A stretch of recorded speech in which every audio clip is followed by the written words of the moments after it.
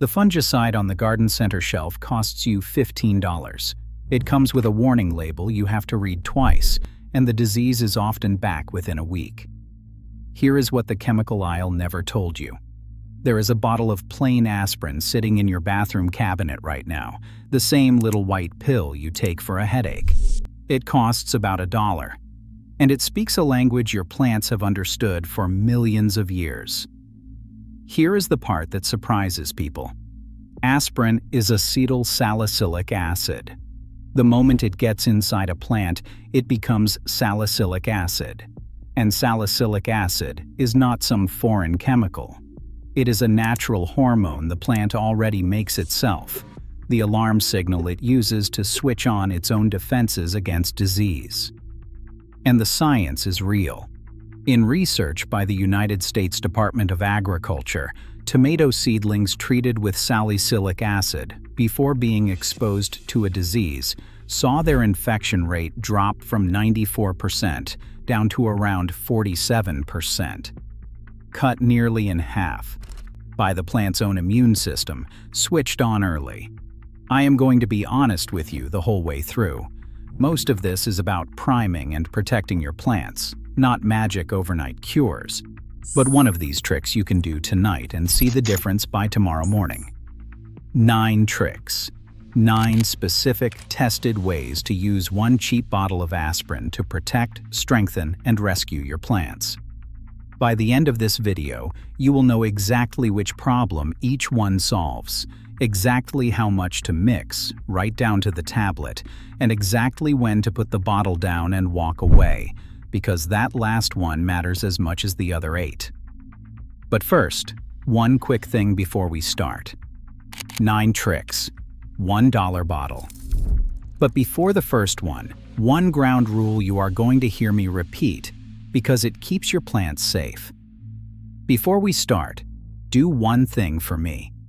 Drop in the comments what state you are watching from and whether you garden mostly indoors, outdoors, or both. Where you live changes everything here. The long winters up in New England and the Midwest, the heat and humidity down south, the dry air out in the mountain states, all of it shapes which of these you will reach for most. And I read every single one. Now, the rule. Every recipe in this video uses plain, uncoated aspirin. Just acetyl salicylic acid, the basic cheap kind, not the coated tablets, not anything with extra ingredients added. And it has to dissolve all the way before it goes near a plant. And here is the part that matters most. Keep the dose low. Aspirin is powerful, and too much of it will burn leaves and stress roots, doing the exact opposite of what you wanted. So we always start weak, and we always test on just a few plants first. I will explain why in detail at the very end. Now, let's begin with the big one. Trick number 1, and it is the reason the chemical aisle should be a little nervous. You can switch on a plant's entire immune system with a 1-cent pill. Remember that number from the start of the video. In research by the United States Department of Agriculture, scientists sprayed tomato seedlings with salicylic acid before exposing them to a disease-causing organism. The infection rate dropped from 94% down to around 47%. Cut nearly in half before the disease ever arrived. Here is the mechanism, and it is beautifully simple. When you spray aspirin onto a plant, it becomes salicylic acid inside the tissue. Salicylic acid is the plant's own alarm hormone. It triggers something scientists call systemic acquired resistance, or SAR. Think of it as putting the entire plant on high alert. Every leaf primed and ready, its defenses switched on across the whole plant before a single spore lands. This is not folk wisdom. It is foundational science that traces all the way back to a 1979 discovery that aspirin could make tobacco plants resist a virus. Researchers have been building on it ever since. So here is your recipe. Dissolve 1 uncoated 325 mg aspirin tablet completely in about 1 gallon of water. Spray a light mist over the foliage every 2 to 3 weeks during disease season. Always in the early morning or the evening, never in the full midday sun. And here is the honest part, because you deserve it. This primes and protects. It does not cure a plant that is already badly diseased. Its real power is prevention, used before trouble starts, and it works best on the nightshade family, your tomatoes, peppers, and potatoes. The bonus is that plants put on high alert early often just look stronger and steadier all season long. Quick thing before trick number 2. If you are getting something out of this and you are not subscribed yet, go ahead and tap that now. I am not going to beg you. YouTube just will not show you my videos unless it sees you as a regular here. One tap fixes that. That is the whole pitch. Trick number 2. For anyone nervous about spraying their leaves, skip the foliage entirely and feed it straight to the roots. Here is the thing. A lot of experienced growers will not spray aspirin on leaves at all because of that burn risk I keep mentioning. And they are not wrong to be careful. So they do something smarter. They water it into the soil instead. The mechanism is the same one from trick 1, just delivered through a different door. Watered into the ground, the salicylic acid is taken up through the roots, and it still triggers that same defense priming inside the plant, with far less risk of scorching tender new growth. Many growers also find it supports steadier nutrient uptake along the way. So here is your recipe. Dissolve 1 uncoated 325 mg tablet completely in 1 gallon of water, and use it as a soil drench a few times across the growing season. Not every time you water, just now and then. And the honest note, because more is never better with this one. This is an occasional tonic, not a fertilizer, and it will never replace good feeding and good soil. The bonus is simple. No spray, no leaf burn risk at all, and it is perfectly safe to mix and pour right at the kitchen sink. Trick number 3 turns that little pill into a starting gun for your seeds. You know the frustration. You sow a whole tray, you wait, and half of it comes up slow and patchy while the rest just sits there. Empty cells where nothing ever showed. Here is the mechanism. Soaking seeds in a weak salicylic acid solution can prime them, supporting stronger, more even germination. And it does something else clever. It gives the seedling a defensive head start, switching on a little of that readiness before the young plant ever has to face the pathogens waiting in the soil. So here is your recipe. Dissolve a small amount of uncoated aspirin in water to make a weak solution, roughly 1/4 to 1/2 tablet per quart of water. Drop your seeds in and let them soak for a few hours, or overnight for the really hard-coated ones that always take their sweet time. Then sow them exactly as you normally would. And the honest part, the effect varies quite a bit from one kind of seed to the next, and the gains are modest, not a miracle. This nudges nature along. It does not rewrite it. The bonus is that when you pair the priming with the soak, those seedlings often come up sturdier and shrug off early stress better than the untreated tray beside them. Trick number 4. For everyone rooting cuttings on the windowsill.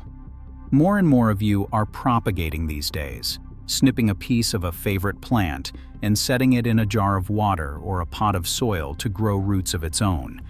It is one of the most satisfying things you can do as a gardener. Here is the mechanism. To the parent plant, taking a cutting is a wound. Salicylic acid is part of how plants naturally respond to wounding and stress. A weak aspirin solution can help calm that stress on the cutting and at the same time discourage the rot and microbes that so often kill a cutting before it ever gets the chance to root. So here is your recipe. Dissolve a small amount of uncoated aspirin in the rooting water to make a weak solution, about a quarter of a tablet per quart, or dip the cut end in it briefly before you plant. And the honest note: this is a supportive assist, not a replacement for a real rooting hormone on the truly stubborn, hard-to-root plants. The bonus is cleaner rooting water and fewer cuttings lost to that slimy film that creeps up the stem. Now, the one trick on this whole list, you will see, work the fastest. Trick number 5 is the one you can test tonight and see the difference by tomorrow morning. Aspirin in the vase keeps cut flowers fresh, longer. You know the heartbreak. Someone brings you a beautiful bouquet, or you cut one from the garden, and within a few days the heads are drooping and the petals are browning at the edges, days before they should have. Here is the mechanism, and this one comes with a name behind it. According to Judy Jernstedt, a plant scientist at the University of California, Davis, salicylic acid reduces the flower's production of ethylene. Ethylene is the aging hormone, the chemical signal that tells a cut flower to wilt and fade. Slow that signal down, and the blooms stay fresh and firm and upright for longer. And it does a second job at the same time. That same salicylic acid, dissolved in the vase water, acts as a gentle antifungal. It slows the mold and bacteria that would otherwise creep into the cut stem and clog it, choking off the water the flower is desperately trying to drink. This is the oldest aspirin and plants trick there is. And unlike a lot of garden myths, it has a real mechanism underneath it. So here is your recipe. Crush 1 uncoated aspirin tablet and dissolve it completely in the vase water. Recut the stems at an angle so they drink freely, and refresh the water every couple of days. The honest part: a dedicated commercial flower preservative still does this best of all. But when you do not have one in the drawer, this genuinely, noticeably helps. The bonus is clearer water in the vase, and stems that stay open and drinking instead of sliming shut. Trick number 6. For that ghostly white powder creeping across your squash, your zucchini, and your roses in the muggy back half of summer. You have seen it. Powdery mildew, that pale dust that spreads leaf to leaf the more humid the air gets, until it dulls and weakens the whole plant. Here is the mechanism, and it works on 2 fronts at once. Salicylic acid primes the plant's own antifungal defenses, the same readiness response from trick 1. And dissolved on the leaf surface, it has a direct, mild antifungal effect of its own, slowing the spread across the leaf. So here is your recipe. Dissolve 1 uncoated 325 mg tablet completely in 1 gallon of water. Some growers add just a few drops of mild liquid soap to help it cling to the leaf. Then spray both sides of the leaves, the tops and the undersides where the fungus hides, in the early morning or the evening, never in the midday sun. Repeat once a week for as long as you see it. And here is the honest part, because you deserve it straight. This is a knockback and a preventive. It is not a guaranteed cure once mildew is well established, and good airflow and proper spacing genuinely do half the work here. The bonus is that the same priming helps your plant stand up better to the next wave that rolls in. Trick number 7. For the plant that sulks for 2 weeks every single time you move it. You know how this goes. You repot something or set a seedling out into the garden, and instead of taking off, it just stalls. The leaves droop, the growth stops, and it sits there feeling sorry for itself while you wonder if it is going to make it. That is transplant shock. And here is the mechanism that helps. Research has shown that acetylsalicylic acid, or aspirin, can induce multiple stress tolerance in plants like bean and tomato. In plain terms, it helps a plant better withstand stresses like heat, drought, and the trauma of being uprooted and moved. Prime the plant right around the move, and you soften the blow. So here is your recipe.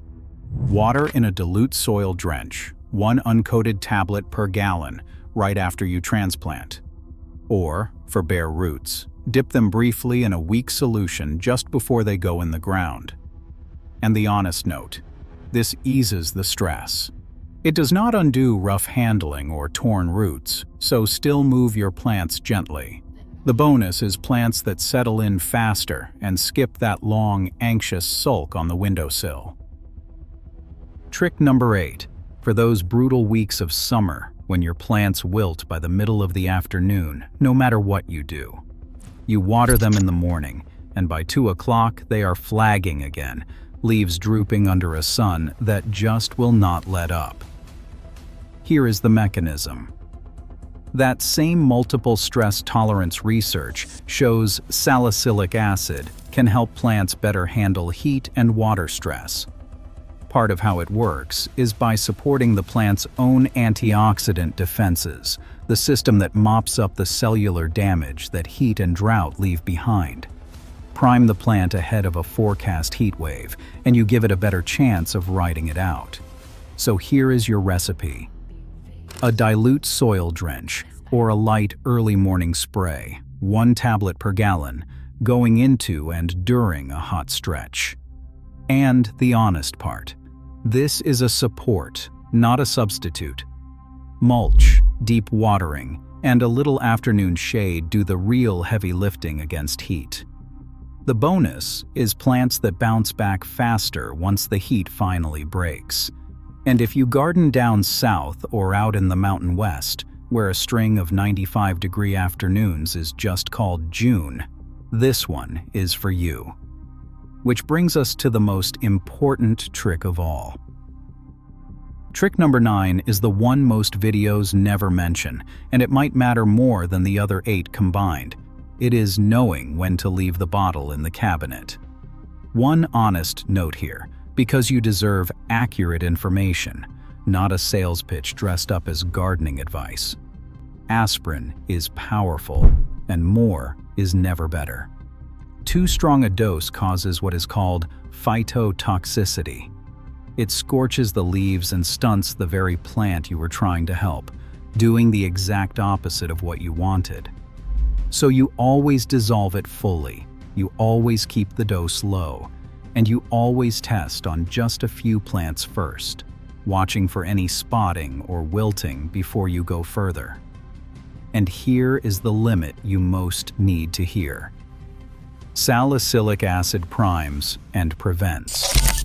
It does not cure a plant that is already seriously diseased, and it cannot fix the real reasons behind most sick plants: the overwatering, the poor drainage, the bad light.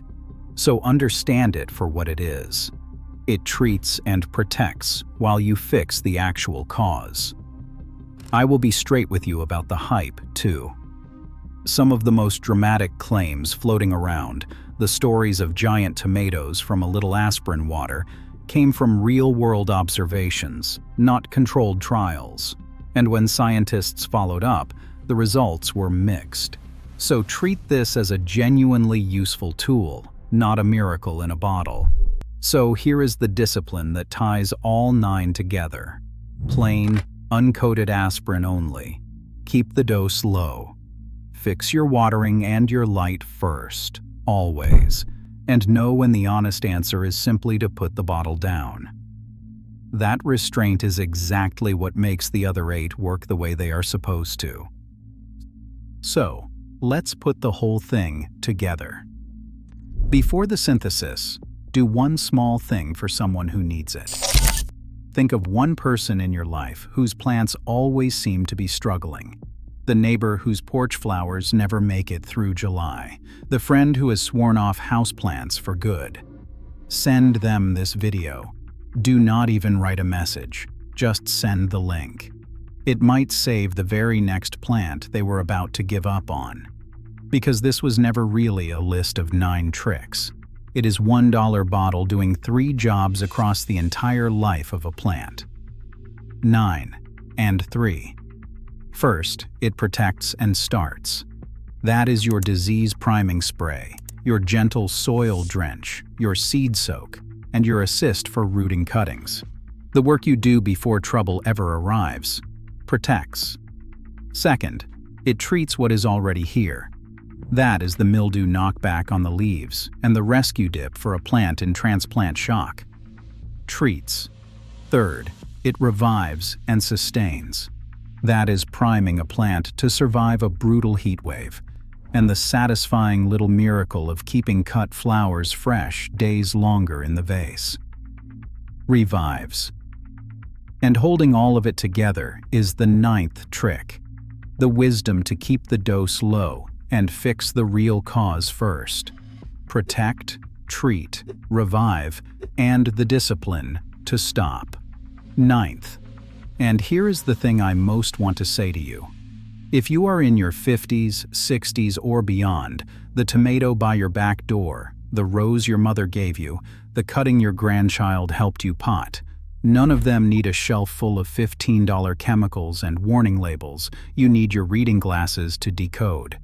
They need a little knowledge and a $1 bottle. So, subscribe. It is free, and it will always be free. Every week I will keep putting these out for you. The simple, honest, cheap fixes that actually work. The ones the garden center aisle would rather you never learned. Two last things.